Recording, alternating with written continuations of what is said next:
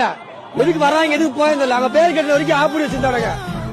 அதுக்கப்புறம் எப்படி பேர் கேட்க எப்படி ஆளு உள்ள வந்துச்சு எல்லாருமே அத்தனை ஆம்புலன்ஸ் உள்ள வரானுங்க. ஒரு ஆம்புலன்ஸுக்கு அப்புறம் எல்லாமே பிரச்சனை ஆச்சு. எல்லாமே ஒரு நிக்க முடியல உள்ள ஒரு ஆம்புலன்ஸ் உள்ள இல்ல. என்ன பண்ணிட்டானுங்க ஒருத்தனும் போலீஸ் இருக்கு ஒரு பாதுகாப்பு கொடுக்க முடிஞ்சு எத்தனை குழந்தைங்க உயிர் போயிடுச்சு தெரியுமா? எத்தனை பேர் மயக்க முடியும் தண்ணி கூட கொடுக்க முடியல. எதுக்கு அப்படி மீட்டிங் திறந்து எது கொடுத்தீங்க? முதல்ல யாரு காரணம் இல்ல. நான் பொதுவான ஒரே ஒரு விஷயம், நாங்க கேட்ட இடத்துக்கு கொடுத்திருக்கலாம்ல. மக்கள் அதிகமா கூடுவாங்க, மக்களும் இட வசதியோட இருக்கணும், தலைவரும் வந்து பாக்கணும். தளபதியை சும்மா வந்தாலே கூட்டமா தான் வரும்.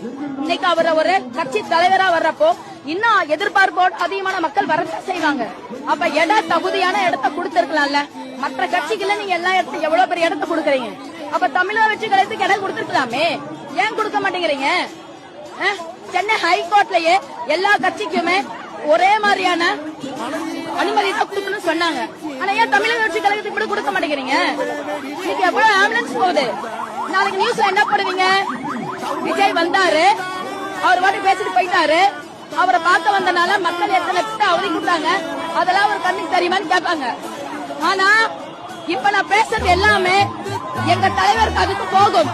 அவர் இதுக்கு தக்க பதிலடி கொடுப்பார்.